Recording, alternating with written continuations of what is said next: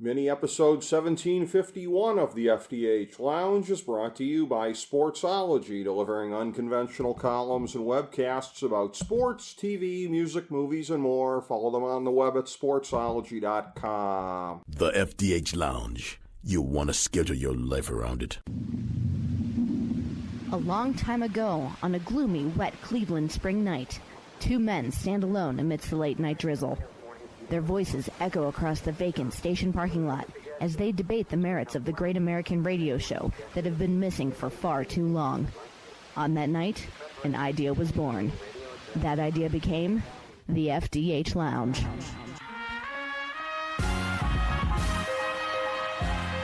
Welcome to the FDH Lounge. Hello, everyone. Welcome to this mini episode of the FDH Lounge. This is FDH Managing Partner Rick Morris coming at you here with one of my fellow original dignitaries in the FDH Lounge, Chris Galloway. And as we do every year, we go through division by division previewing in the NFL, and we're up to the AFC South right now for 2024. And if you want to check out our macro level notes on the season, there weren't many of them. Because this was not a very busy off-season by the standards of some of the past NFL off-seasons, but go check out the first in our series, mini episode 1748 on the AFC East. We have our notes before we start getting into the AFC East teams. But what we're doing for every division here, this is based on the segment that is in Fantasy Football Draftology 2024, available on the main page at fantasydrafthelp.com, pages 17 and 18. One run-on sentence for each team. So here's what we have for the AFC South, and this is in the predicted order of finish. Houston. The game's next great power has the franchise QB, a deep wide receiving core, and the best two-year job of filling a roster in the NFL, but is forced to contend with the game's fastest rising division, which we forecasted it would be a year ago.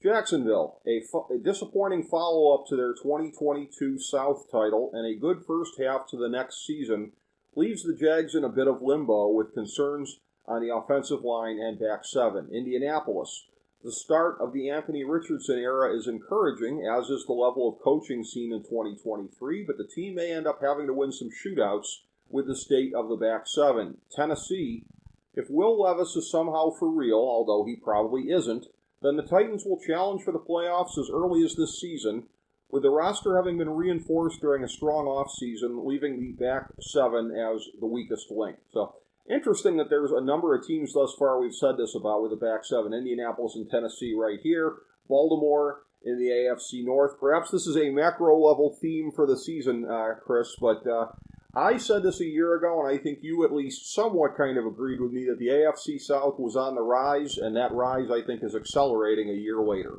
No, yeah, you were ahead of your time on that last year with your prediction on that division, and certainly the Texans have emerged as a young, upwardly mobile, dynamic team.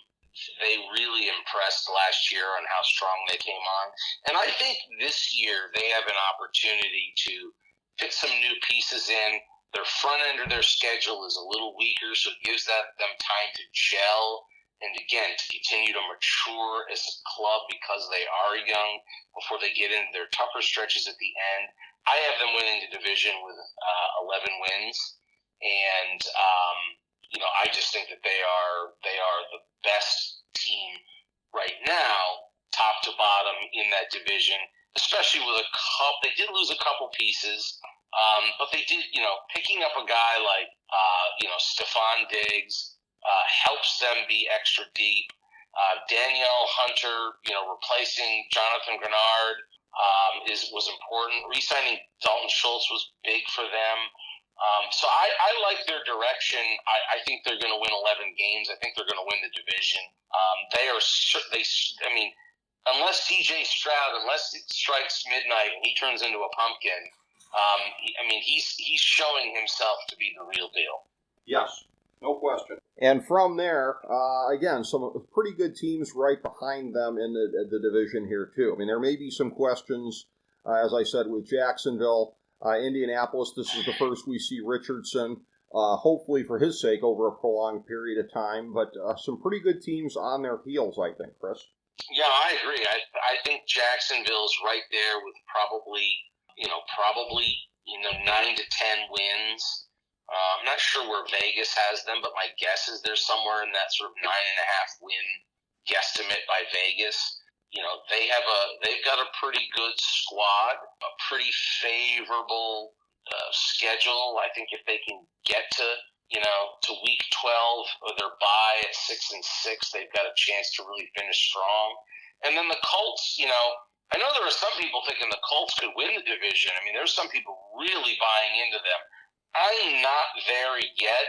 Anthony Richardson showed us some stuff last year where you went, whoa, this could be something special. But I just think this is going to seem odd, that steady hand of Gardner Minshew, I'm not sure about where the Colts are going to find themselves with Richardson, who will kind of almost be like a rookie 0.5,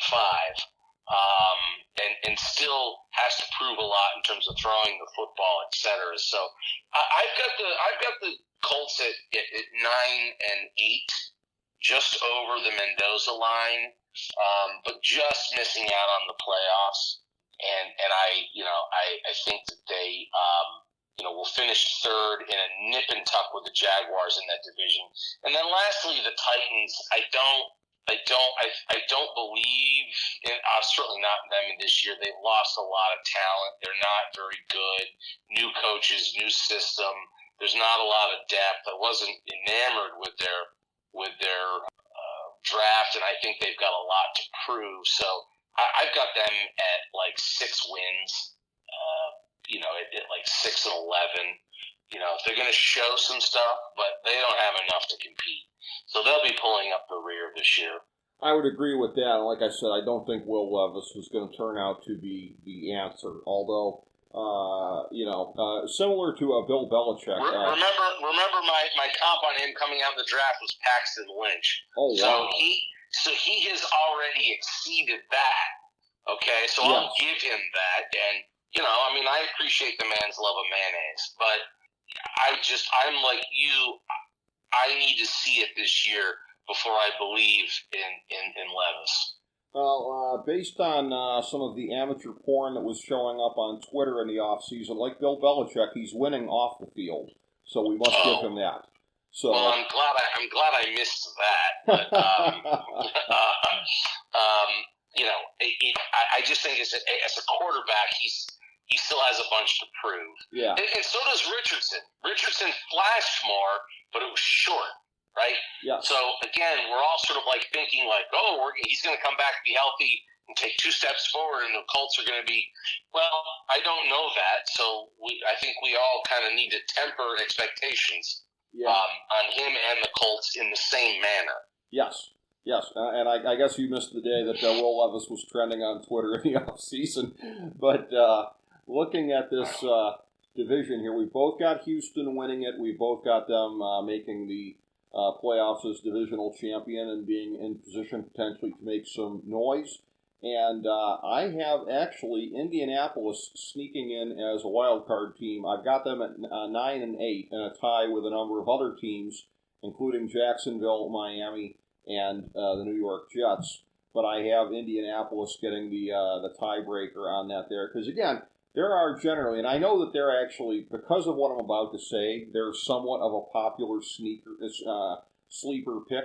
But there's always the team in any given season. I don't know if they would be a huge surprise because of Richardson coming back this year. But there's always 1 or 2 teams that are outside the whole chalk. Sometimes there's more than 1 or 2 teams in there. And to me, Indianapolis fits that profile. And if you're saying to me there's a team outside the chalk in the AFC that I think is going to make the playoffs, I will go with the Colts. They had some really, really good coaching last year, certainly. Oh, the coaching was outstanding, and again, I like their direction, and I think if Richardson steps up, they could challenge Texans for the division. It's a stretch to believe that that's going to happen, right, based on what we saw last year. Again, I think the Jaguars end up somehow just eking it out over the Colts for second and getting into the playoffs. Getting that spot over the Colts by a hair. But again, it's close, and an injury here or there, and it wouldn't shock me if it goes the other way.